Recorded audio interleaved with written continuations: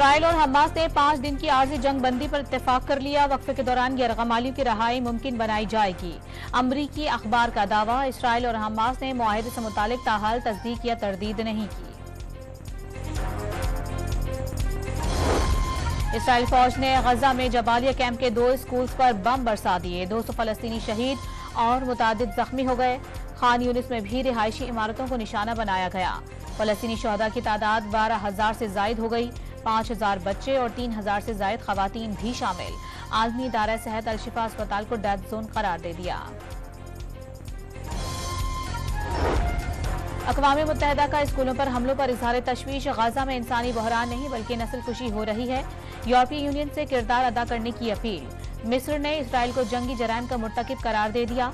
उर्दन की आलमी बरादरी से इसराइली हमलों का नोटिस लेने की अपील।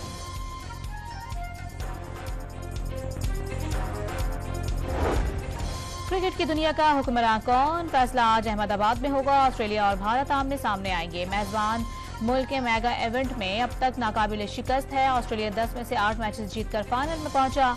वर्ल्ड कप की रंगारंग इख्तितामी तकरीब की रिहर्सल। इसराइली हुकूमत को क्रिमिनल कोर्ट में ले जाने के लिए शवाहिद मौजूद हैं। इसराइली जराइम के खिलाफ आखिरी हद तक जाएंगे। इसराइली वजीर आजम नेतन्याहू से जल्द छुटकारा हासिल कर लेंगे। सदर रजब तैयब एर्दोगान का इंटरव्यू।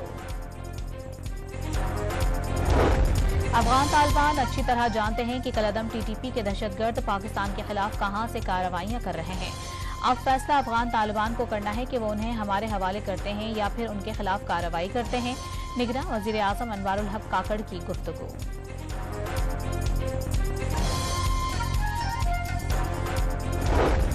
डाउ यूनिवर्सिटी ऑफ हेल्थ साइंसेज के तहत एमडीके टेस्ट का दोबारा इनेकाद। सिंध के तमाम सरकारी और निजी कॉलेजों का टेस्ट कुछ देर बाद शुरू होगा।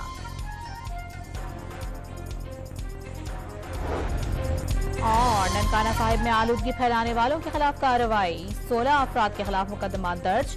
2 लाख रुपए जुर्माना आयत।